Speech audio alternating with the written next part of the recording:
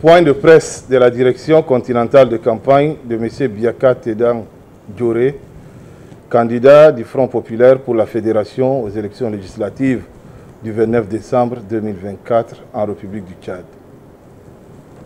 Circonscription Diaspora Afrique.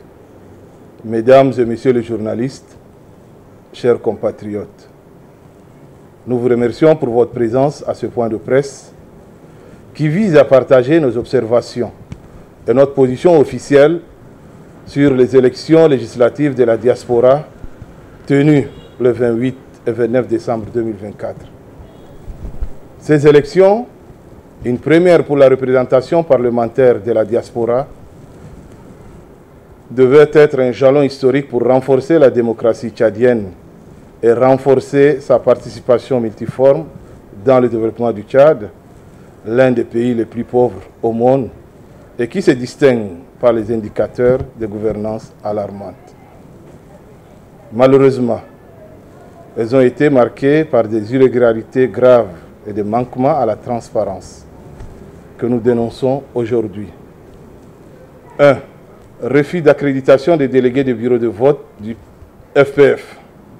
À Maidougouri, nos délégués ont été chassés du bureau de vote pour des raisons fallacieuses, tantôt du fait de la date de transmission de la liste des délégués, tantôt du fait que cette liste n'a pas été adressée au consulat général du Tchad à Maidougouri, mais plutôt à l'ambassade du Tchad à Abuja.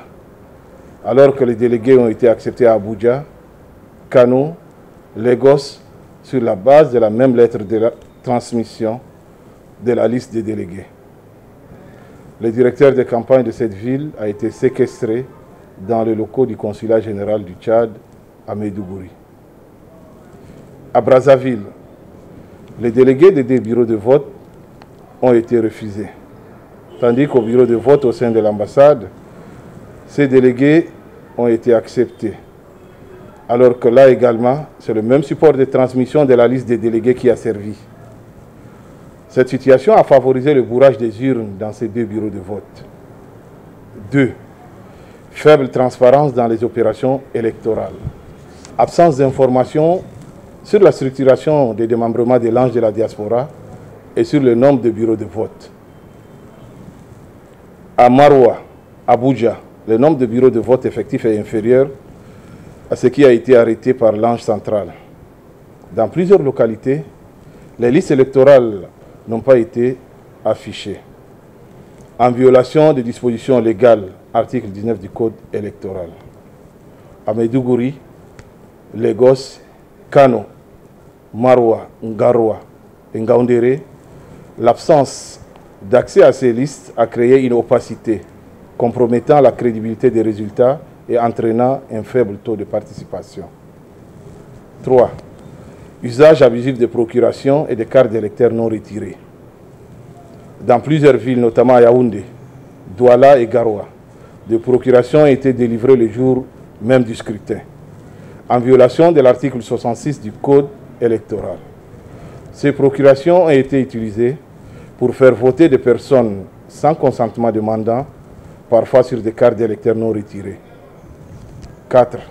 Ingérence et impartialité compromise. À Maroua, Maidougouri et Brazzaville, des membres de l'Ange se sont activement impliqués en faveur du candidat du parti au pouvoir. En violation des articles 38 et 230 du Code électoral qui interdisent l'utilisation des moyens administratifs à des fins partisanes. 5. Vote irrégulier et intimidation. À Maidougouri, des électeurs régulièrement inscrits ont été empêchés de voter et les services d'immigration nigériens ont été utilisés pour intimider nos militants et sympathisants.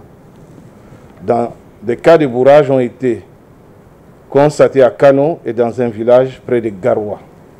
Des personnes non inscrites au fichier électoral ont voté à Garoua, ont voté en Ngaoundéré et Yaoundé. 6.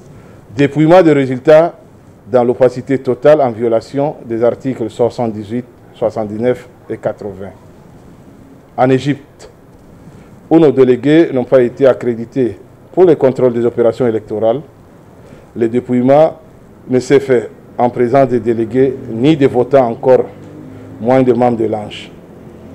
il a été dit que le dépouillement se fera par le ministère des Affaires étrangères tchadien. À Maidougouri, le dépouillement de vote ne s'est fait en présence des délégués des candidats.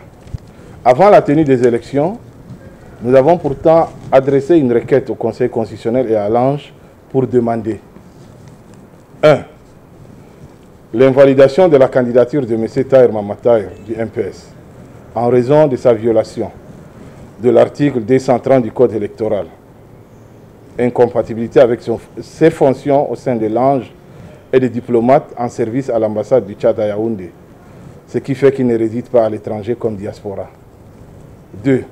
À l'Ange de prendre des mesures en vue de garantir le respect des règles électorales, notamment l'interdiction de détenir et d'utiliser des cartes d'électeurs par des tierces, article 38. Face à la détention par le candidat du MPS de plusieurs milliers de cartes d'électeurs non retirées par les ayants droit. Malgré ces démarches, nos observations montrent que les préoccupations soulevées n'ont pas été prises en compte, entraînant de graves irrégularités que nous dénonçons aujourd'hui. Face à ce manquement flagrant et de preuves tangibles que nous détenons, et si les résultats provisoires qui seront publiés par l'Ange ne prennent pas en compte ces observations, nous annonçons solennellement que nous saisirons le Conseil constitutionnel. Nous recommandons d'ores et déjà la mise en place d'une enquête indépendante pour établir les responsabilités des membres de l'Ange impliqués dans ces irrégularités et traduire en justice les auteurs d'actes répréhensibles. Établir les responsabilités quant au recours de la police d'immigration nigériane contre nos concitoyens vivant à Maidougouri et l'instauration des réformes pour garantir la transparence et l'intégrité des prochaines élections dans la diaspora. Nous réaffirmons notre engagement à défendre les droits des électeurs tchadiens de la diaspora et à œuvrer pour des élections libres, justes et transparentes. La démocratie est un bien commun et nous n'accepterons pas qu'elle soit bafouillée par des pratiques frauduleuses. Nous appelons la diaspora et tous les citoyens tchadiens à rester mobilisés, vigilants et à exiger des comptes pour garantir la volonté du peuple soit respectée. Cotonou, le 3 janvier 2025, je vous remercie. Pour refléter au mieux notre engagement envers les communautés au Bénin, en Afrique et dans le monde, votre plateforme média Reporter Bénin Monde embrasse une plus large vision et devient Reporter Média Monde. Nous sommes le trait d'union entre les communautés et les gouvernants. Suivez-nous via notre site www.reportermediamonde.com et en vous abonnant à nos différentes pages sur les réseaux sociaux. Reporter Média Monde. Nous faisons de votre information l'actualité du moment.